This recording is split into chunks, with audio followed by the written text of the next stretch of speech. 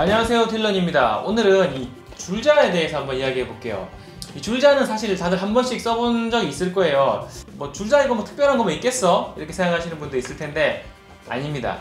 아니에요. 이 줄자가 생각보다 쓰임새가 되게 다양하고 이 제대로 줄자를 알면 다양하게 써먹을 수가 있기 때문에 그래서 오늘은 기본부터 실전에서 이 목수들이 사용하는 그런 꿀팁들까지 한 방에 싹 정리를 했습니다. 자, 영상 보시고 나면은 여러분들도 목수만큼 이 줄자를 잘 다룰 수 있습니다. 아시겠죠? 자, 그러면은 기본적인 줄자 사용법 먼저 알려드릴게요.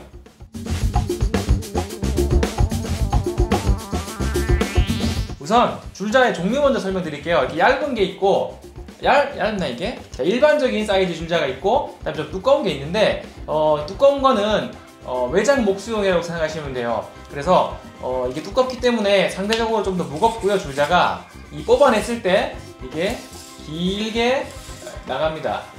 카메라 앞에까지 가나? 네. 최장 한 4m까지 뽑아낼 수 있다고 하는데 저는 외장 목수 일을 많이 하기 때문에 기본적으로 이렇게 두꺼운 1090 제품을 많이 쓰고요. 집에서 DIY 위주로 하시는 분들은 얇은 거 이것도 충분하니까 요거 쓰시면 돼요. 아시겠죠? 그래서 사용 목적에 맞게 줄자를 사시면 되고요. 요거는 요즘에 웬만한 분들 다 아실 텐데 저는 진짜 몰랐어요. 처음에 이 줄자 사가지고 앞에 이거 덜렁덜렁 하잖아요. 이게 이렇게 덜렁덜렁 했어요. 그래서 진심 고장난 건 줄 알았어요. 그래서 가서 바꿀 뻔 했는데 그냥 귀찮아가지고 썼거든요. 근데 알고 봤더니 이게 원래 그런 거더라고요.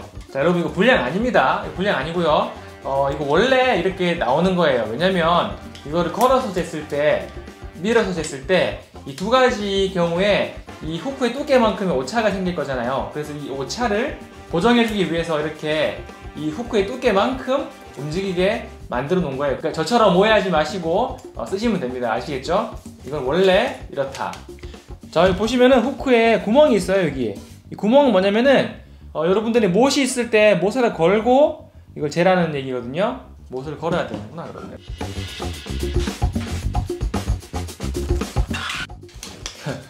자, 급하게 박았네요. 자, 여기 구멍을 여기다 걸어서 이런 식으로 못이나 스크류를 걸기 위한 용도입니다. 또 어떤 제품들은 여기에 이렇게 자석이 달려있는 경우가 있어요. 메탈 스터드 같은 게 있으면은 자석이 있는 줄자는 딱 떼면은 착 붙기 때문에 편리하긴 해요. 근데 단점도 있어요. 왜냐면 쇳가루 같은 게 다 달라붙기 때문에 그런 거 좀 귀찮긴 한데 목적에 맞게 이것도 쓰면 굉장히 유용한 방법일 수 있어요. 안 그런 제품도 있는데 어떤 제품들은 보면 중간중간에 까만색으로 이렇게 표시되어 있는 게 있어요. 뭐 다이아몬드 모양이거나 아니면은 뭐 까만색 점이거나 하여간 그게 이제 뭐냐면 여러분들이 보통 이런 벽체 작업을 한다거나 나무로 스터드를 세우면 표시할 때 나무에 편하게 하라고 만들어 놓은 그런 일종의 지그입니다. 이제 혹시나 여러분들이 벽체 작업하거나 할 때 뭐 치수 같은 거 헷갈릴 필요 없이 대고 표시하면 되기 때문에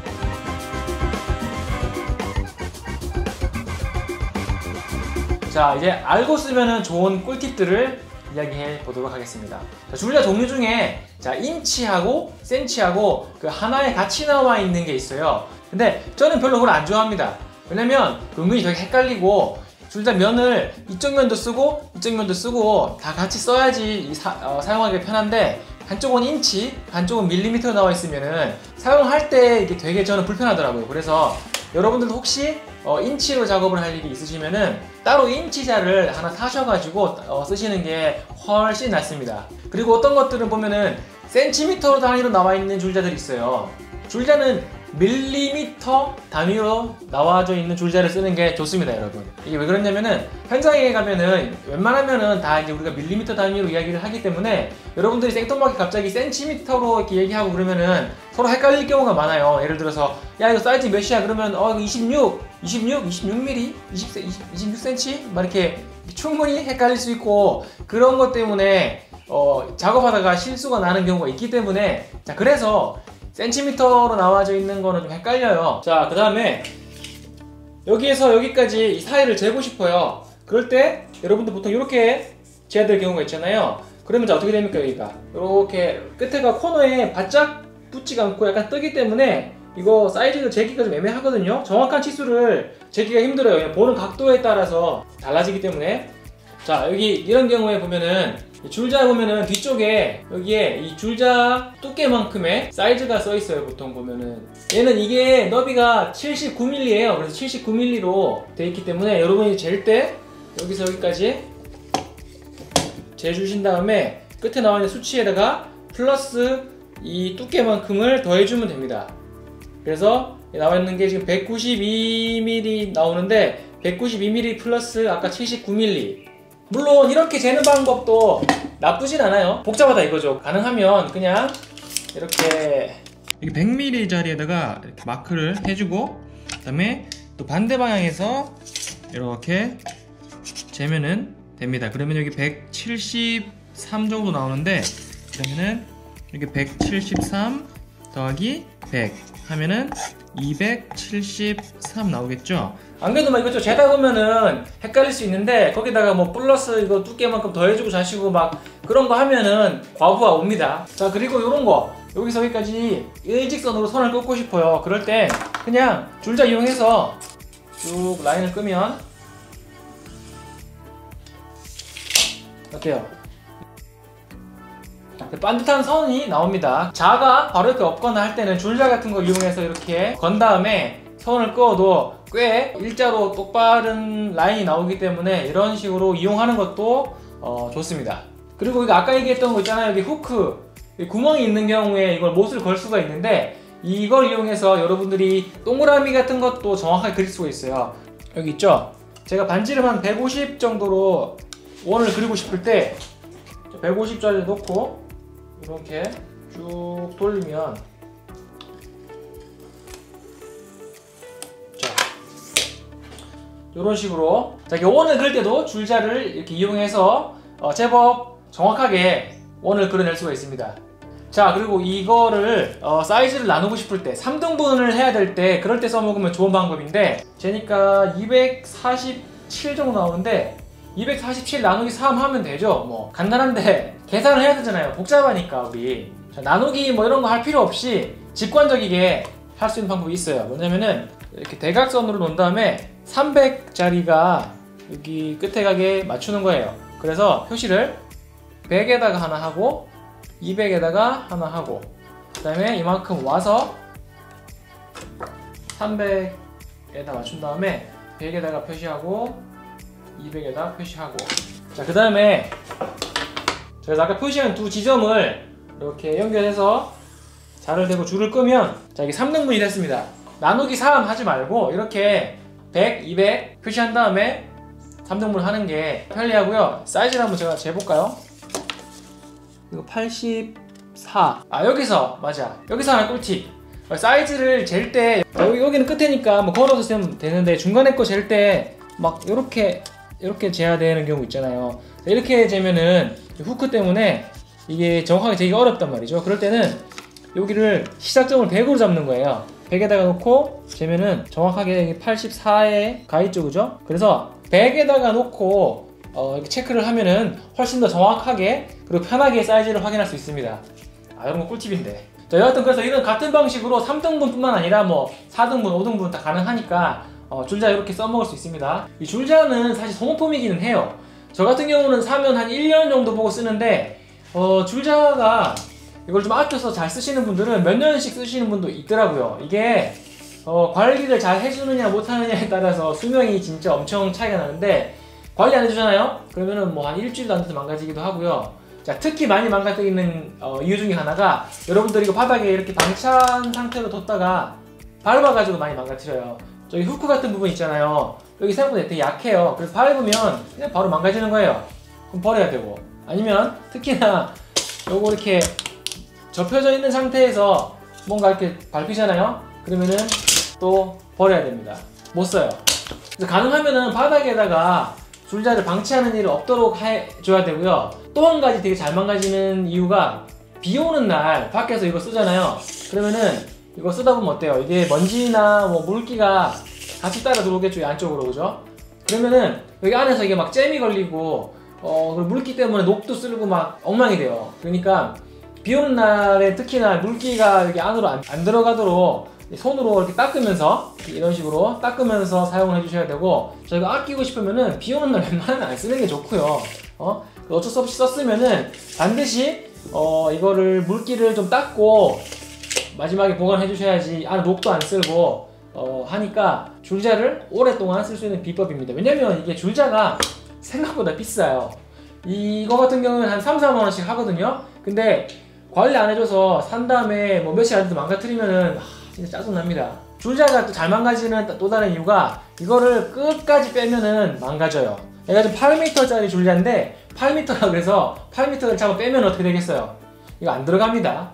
그냥 8m 빼는 순간 스프링이 틱 풀리면서 망가져요. 그러니까 이게 8m짜리인데 한 7m까지 뺐다 그러면은 거기서 그때부터는 좀 조심해 주셔야 돼요. 그냥 막 빼면은 망가지기 쉬우니까 아시겠죠? 그리고 여러분 줄자 쓸 때 가능하면은 장갑을 끼고 줄자를 쓰는 게 좋습니다. 이게 특히 새거 같은 경우에는 스프링이 힘이 센 데다가 여기 엣지가 날카롭거든요. 방심하면은 여기 엣지에 비는 일이 허다합니다. 저도 몇 번 배웠어요. 그래서 사실 저도 작업할 때 웬만하면은 장갑을 끼고 줄자를 만지는 편이기 때문에 장갑 있죠? 착용을 하고 줄자를 사용하는 게 안전에 좋습니다. 그리고 줄자를 넣을 때 있죠? 넣을 때 이 엄지와 검지를 사용해가지고 줄자를 이렇게 속도를 컨트롤 해주셔야 돼요. 안 그러면 얘가 나왔다가 넣을 때 그냥 휙 이렇게 나왔다가 이렇게 들어가겠죠. 줄자를 넣을 때 이렇게 탁탁 집어넣으면은 또 이것 때문에 줄자가 잘 망가져요. 이 손가락으로 컨트롤을 좀 해줘야 돼요. 속도를 이렇게 마지막에 살짝 잡아주는 겁니다. 넣을 때 알겠죠?